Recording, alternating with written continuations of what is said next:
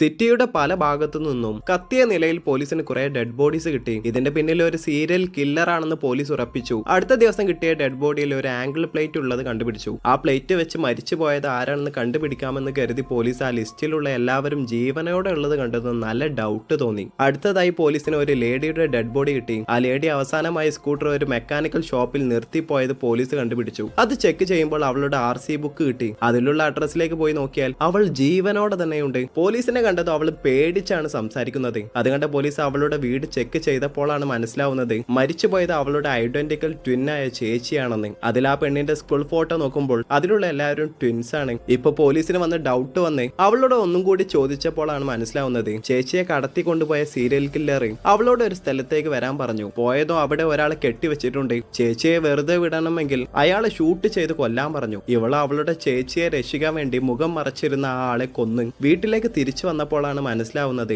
ഇവൾ ഷൂട്ട് ചെയ്ത് കൊന്നത് ചേച്ചിയെ തന്നെയായിരുന്നു. ഇതറിഞ്ഞ പോലീസിന് മനസ്സിലായി മരിച്ചുപോയ എല്ലാവരും ഒരേ ക്ലാസ്സിൽ പഠിച്ച ട്വിൻസ് ആണെന്ന്. ഇപ്പൊ പോലീസും സ്കൂൾ ഫോട്ടോ കാണിച്ച് ഇതിലുള്ള ആരെങ്കിലും നിങ്ങൾക്ക് ഡൗട്ട് ഉണ്ടോ എന്ന് ചോദിച്ചതും എല്ലാവരും ആ ഫോട്ടോയിലുള്ള ബെഞ്ചമിൻ എന്ന ഒരു പയ്യനെ കാണിച്ചു. ഇപ്പൊ സ്കൂളിലേക്ക് പോയ പോലീസും അന്വേഷിക്കുമ്പോഴാണ് മനസ്സിലാവുന്നത് ബെഞ്ചമിൻ ഫ്രാൻസിസ് എന്ന് പേരുള്ള 2 ട്വിൻസ് ആ സ്കൂളിൽ പഠിച്ചതായും അതിൽ ഈ ഫ്രാൻസിസിനെ ഇരുട്ട് പേടിയായിരുന്നു. ഇതറിഞ്ഞ അവിടെയുള്ള സ്റ്റുഡൻസും അവനെ വെറുതെ പേടിപ്പിക്കാൻ വേണ്ടി കെമിസ്ട്രി ലാബിൽ വെച്ച് അവനെ പൂട്ടിയിട്ടു. ഇത് കണ്ട് പേടിച്ച് അവന് ബോധം കെട്ട് വീണു. ബെഞ്ചമിൻ പോയി നോക്കുമ്പോൾ ഫ്രാൻസിസ് മരിച്ചു പോയിരുന്നു. അതുകൊണ്ട് ഇവരോട് പ്രതികാരം ചെയ്യാൻ വേണ്ടി ബെഞ്ചമിൻ ഓരോ പേർ ട്വിൻസിനെയും തിരഞ്ഞു പിടിച്ച് കൊല്ലാൻ തുടങ്ങിയത്.